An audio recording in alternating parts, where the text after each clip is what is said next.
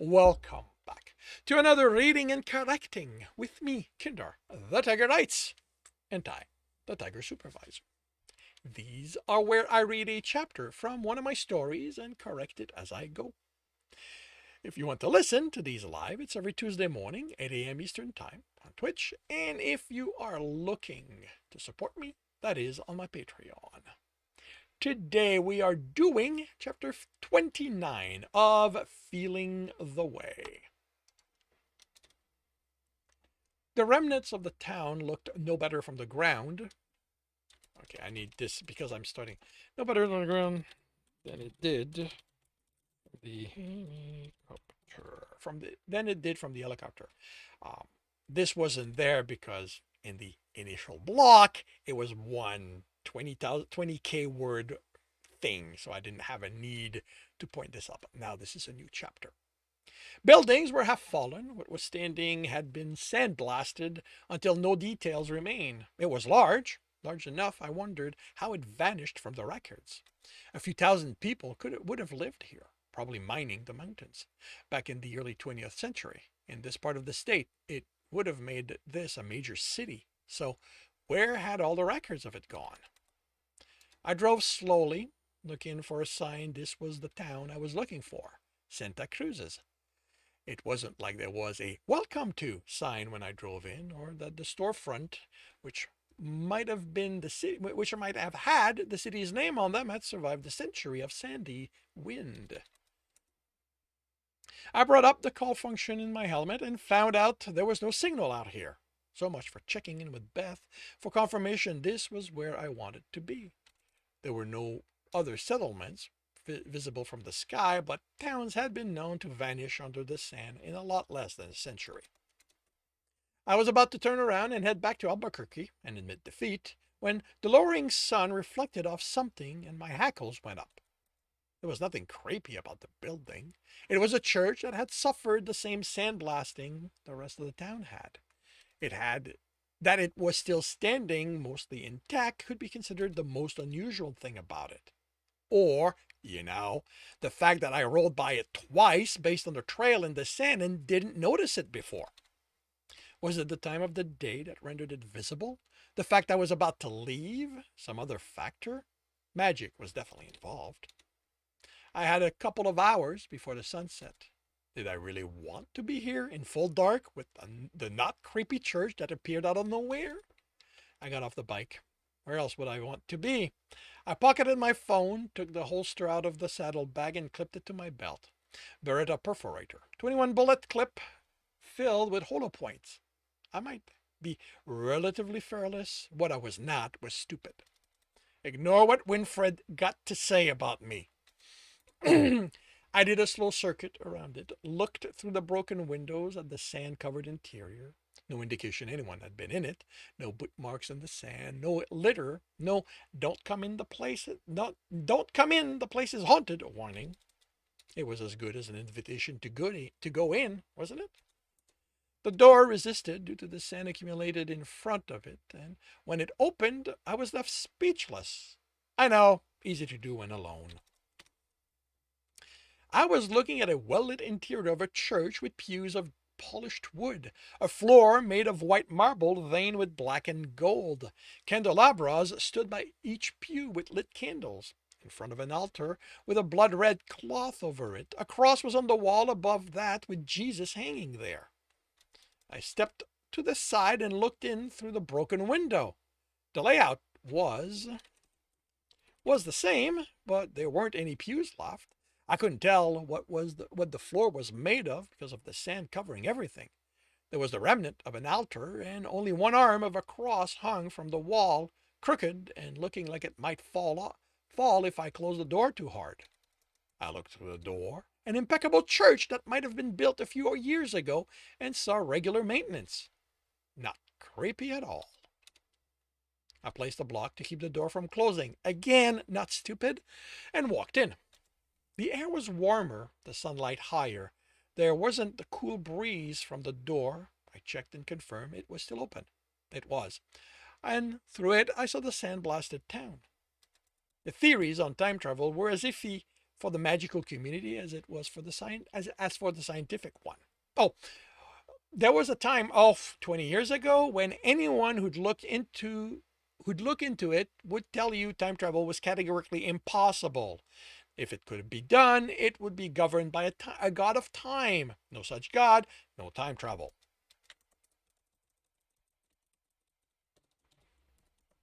Then Hertz came about and teleported. Another impossibility up to that point. So now the thinking came down to the same thing on both sides: energy. Time travel might be possible, but require the kind of energy we couldn't generate. I have no idea if anyone pointed out the kind of energy teleportation should require. Still, if this was time travel, my gut feeling was I'd see the town from the early 20th century instead of the one from today. So this would be magical preservation, which was impressive in its own right. Where was the power coming from? I walked to the front carefully. There was no sense of reverence to the place. That was on me. San Francisco was now has a few churches performing actual church ceremonies instead of holding parties and orgies. Read the history books. But we're still not a churchgoer. But we're still not a. We're still. But still, still not a not. There's still not one churchgoer in my family. I doubt will ever be. I know what I was going for, and somewhere I changed my mind. I doubt there will. I doubt there'll ever be.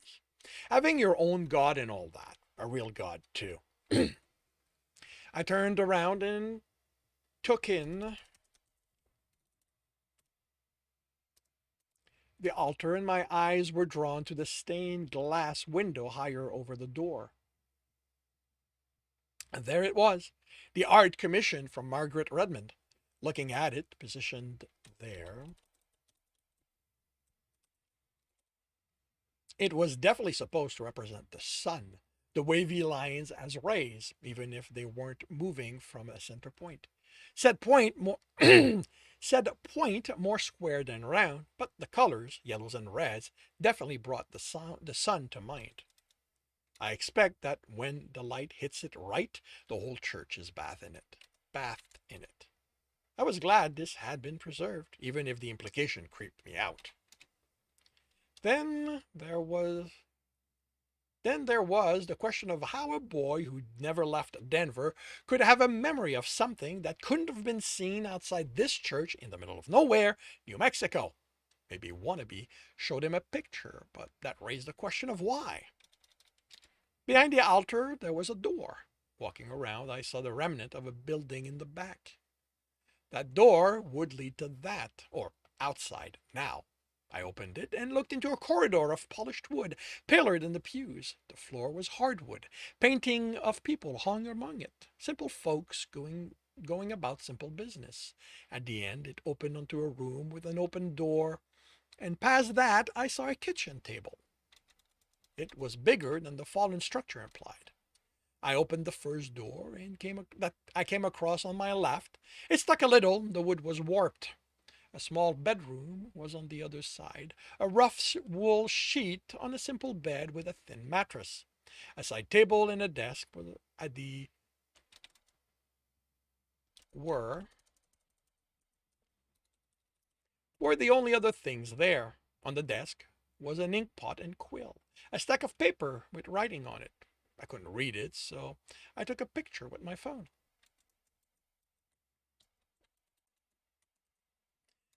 The next two doors were similar bedrooms. The one after that caused.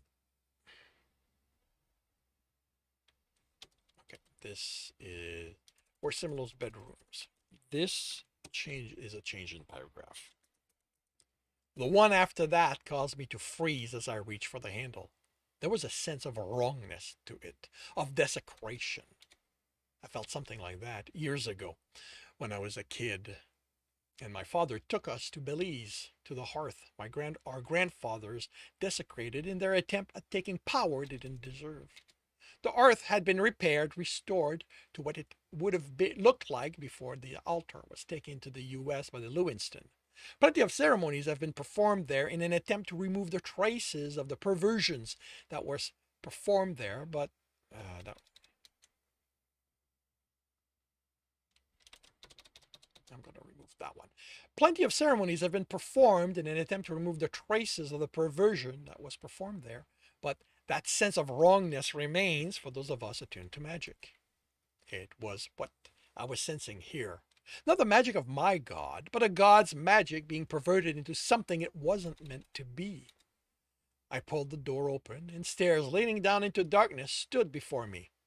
Can I state right here that if someone is, you know what, this is him commenting, setting all this up to cut it out with the horror movie stuff, I was never a fan. I used my phone to light the way.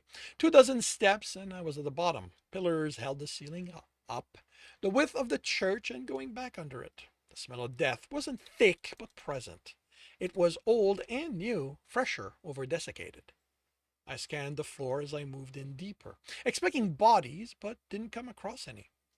At least Wannabe took them out of here, if this was him. For all I knew, it was just a coincidence. Yeah, right. I froze as I studied the wall and tried to understand why it did that. There was nothing. There was no. There was no sound. No, there were.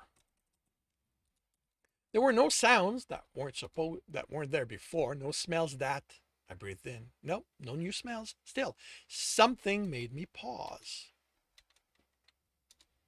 I turned around, shone a light across the way I came, and nothing there either. I snapped it to a corner, thinking I saw motion. Nothing. When it happened again, my line shone onto empty space a second time. Only now I no longer believed that it was just my nerves. I lowered the light to the floor and relaxed. Almost all magic revolving around hiding people or objects revolve around causing you to slip over it when you're trying to see or hear it, using that focus to guide the misdirection.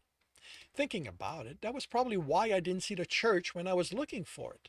The reflection caught me out the reflection caught me out of the corner of my eye, then drew my attention. I didn't focus. I let the difference in shades register. My dad, Albert, can. Okay, is this commenting? No.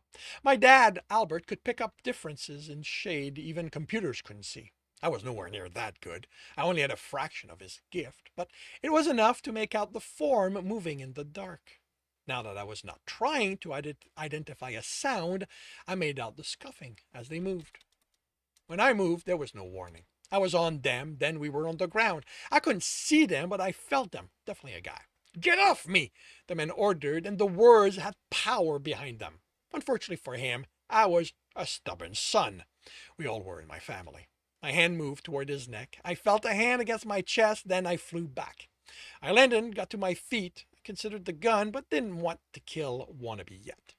No, this couldn't be him. That was magic. I still didn't want to kill him yet. Well, at all. I looked at the gun in my hand and cursed my dad. Not everything was solved with a gun, damn it! Still, since I was holding it, you move, I shoot. I said, your call. There was a snort. The bastard moved. I changed my aim. You want to try this again? I could barely make him out, which was an improvement. Either he needed to focus on the effect or it was running out. You're done, he growled. You've angered the wrong god. I'm pretty sure you have the wrong person. I don't get in the way of gods if I can help it. Something shoved against me. I shot. In the flash, I made him out running for the stairs, and I took off after him. Warning bells went off in my head, but I ignored them. If he was trying to escape, I definitely didn't want him to succeed. It was at the door to the church when I reached the top of the stairs. It was a straight line from this point on. He was screwed. I covered the distance before he traveled.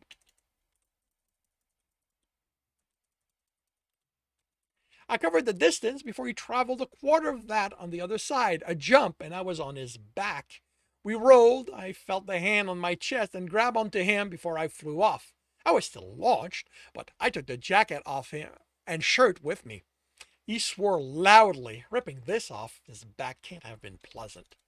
I landed, got to my feet, wondered when I'd lost my gun, and glared at my opponent. He was a monkey of some sort. Call me specious if you want, but there are a lot of them, and I don't recognize them on sight. Anyway, I was too distracted by this body to care about his species. No, not that way. His chest and arms were scarred to the point fur didn't grow. Magic and scarification equaled one thing. The confirmation Damien had followers, which meant power. There was blood on his fingernails, and I was concerned it was mine, but I couldn't afford to care. I straightened. You have picked on the wrong guy to fuck with, I told them. I? You started this. You brought his wrath down on... Okay, this has to be capitalized. You brought his wrath down on you. I'm just his instrument. I unsheathed my claw. You can go tell my great uncle that no one in my family will ever stop standing up to him when your magic returns to him. I ran at him. Great uncle? He asked, confused. I swiped, but he wasn't there anymore. Stop! The monkey yelled. I ran at him, and this time I saw him scratch his arm before flickering away. I snarled as I turned. Please! I took off in his direction, watching for any movement I had. I snarled as he was gone again, but this time I saw the blur of his motion as he crossed the room, and I followed it, ready to rip the throat out of that monkey before he could react. He screeched as I barreled down on him and threw his hand up as if that was going to do anything against my... I was in the air, uselessly trying to reach for him as I floated over his head and came to a stop with him out of reach. I screamed and roared, flayed about trying to get myself closer, but barely wobbled in place. He looked at me fearfully as he moved away. Oh, I am in so much shit, he said. Oh, you've got that right. You fucking let me down, and I'm going to rip you apart. First commandment, oh, burning blood, the first commandment. He paced in a white circle around the pews, and me. I didn't know who he was. I can't be punished if I didn't know. Can I? I was just defending myself. Hello. Yeah, I'm allowed to do that. Did I shed his blood? He looked at his hands, smelled his claws, and visibly relaxed. All mine. Curiosity as to what he was doing made me slow my trashing. Because Wolf's gift needed me to constantly push, exhaustion came roaring, and I couldn't trash anymore. He noticed my lack of movement, and, while staying far, he stopped pacing. If I let you down, will you promise not to hurt me? I snorted. Please, he pleaded. I really shouldn't be holding you up there to start with. There's only so much I can explain if he comes demanding what I'm doing. I heard the capital H. I should. Everyone in my family does the same when we refer to our God. Everyone in the society does. Oh, I would love to see him show up. The monkey looked even more fearful and glanced around as if he expected there to be someone else with us. We were in a church lit by an afternoon sun that hadn't moved since I stepped in. While I could see the dark, it was dark on out the open door. You might be justified in not being sure what to expect. I gently dropped to the floor, and as much as I wanted to charge him, I needed to catch my breath. So I pulled myself to a pew and sat. That seemed to settle him, and he sat down. And he sat on his own pew, far from me. I watched him, and I'm surprised with how normal, was surprised with how normal he looked. If I didn't pay attention to the scarification on his torso and arms. Now that I wasn't trying to kill him, I realized it wasn't random. I'd seen pictures of Sahatan's followers from back before my great uncle killed him and took his place. The marks they made on their body to power their magic was all over the place. Only one person had done the work with any kind of precision, and that was Damien. His marks were precise, structured. Everyone else just filled the space until there was none left.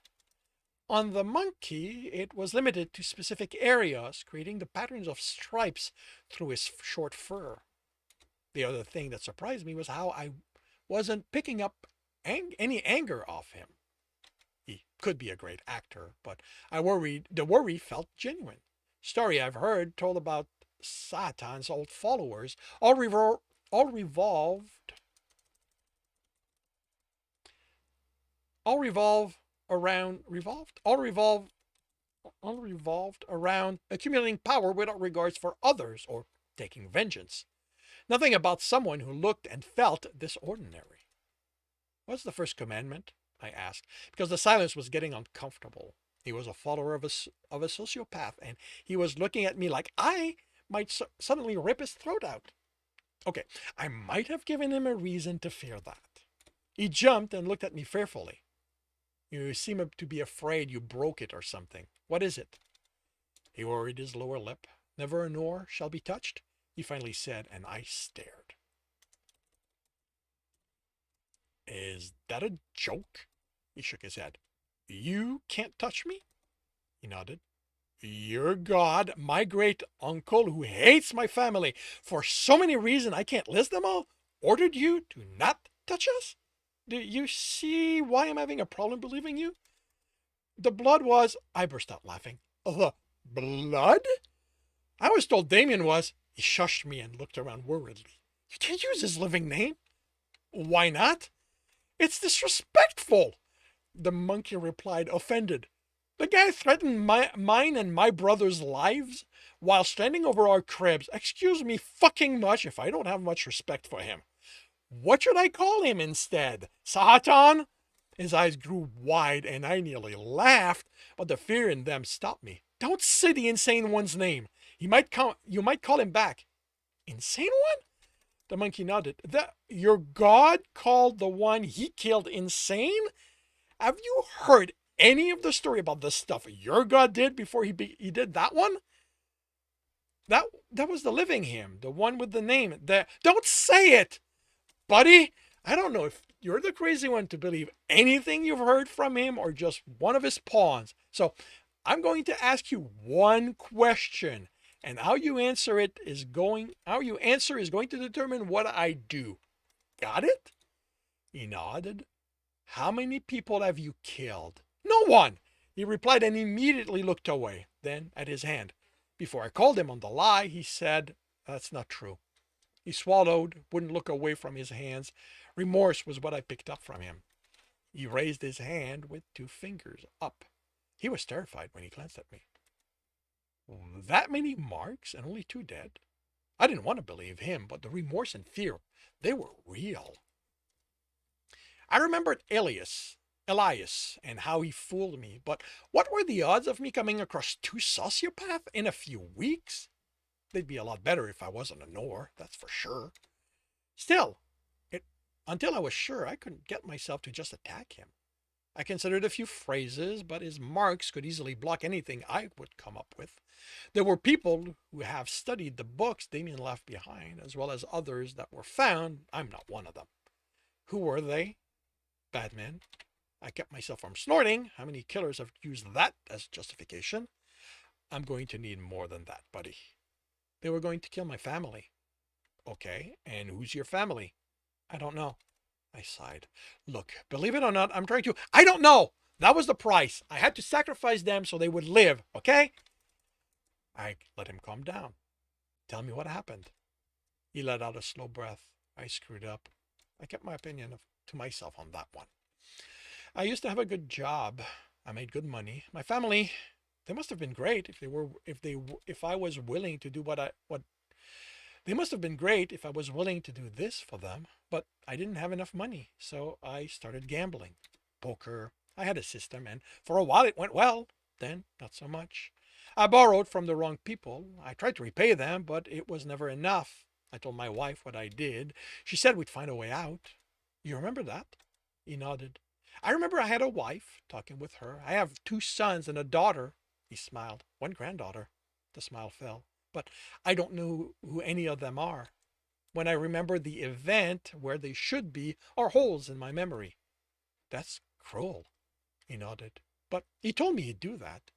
The man had broken down the door, had barricaded my family in the basement. I was going to be the only one to pay. They beat me, told me everything they'd do to my family before leaving me there to go do it. He was silent. I was so angry.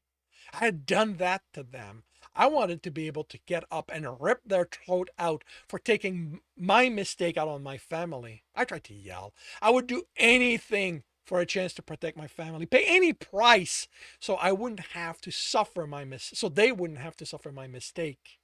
And he was there, standing over me, offering me the power I wanted, so long as I was willing to sacrifice what was the most precious to me. He snorted. I accepted. I didn't care. Even when he explained what I'd lose, how he'd take them out of my life.